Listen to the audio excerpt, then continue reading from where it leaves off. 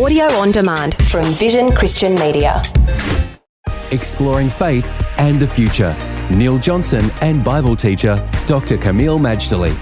We have been working our way through some sure foundations, from history to looking at the prophetic future, that God has the future in our hands.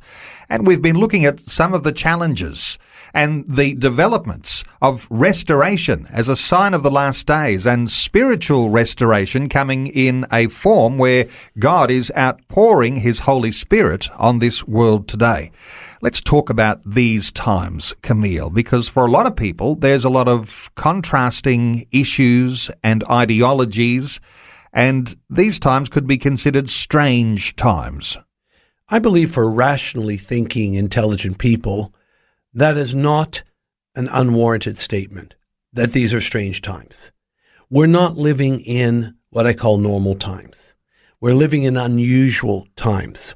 I'm saying this as somebody who's made it a point, along with my Bible teaching, to observe what's happening in the world, to teach on world trends, and to help Christians understand the times. They are unusual. I mean, there's no way around it. Part of that is because of postmodernism.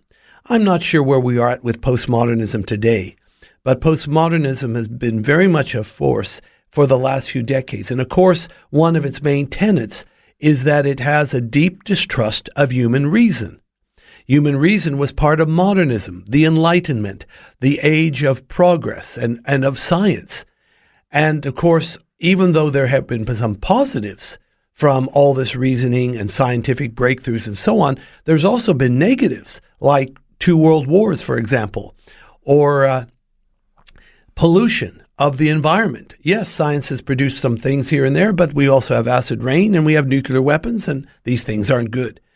So postmodernism, with this deep distrust of human reason, tends to go more subjective and intuitive. And instead of having linear ideas, A plus B equals C, they're basically all over the place in some kind of mosaic. What this means is that, in addition, they are open to spiritual things, even if they're weird and wacky. In the time of modernism, if you said, oh, yes, I've seen UFOs, they regularly appear at my kitchen window, you would have been locked up or put in an insane asylum. Today, if you say the same thing, you can get celebrated, you'll be on talk shows, and you might even have a book contract. Do you get what I mean? There's a changing mindset. And of course, in this age, people are not uncomfortable with contradiction. They should be, because contradiction can tear you apart. But in the short term, people seem to be pretty happy to say they're moral people while living pretty much an immoral life.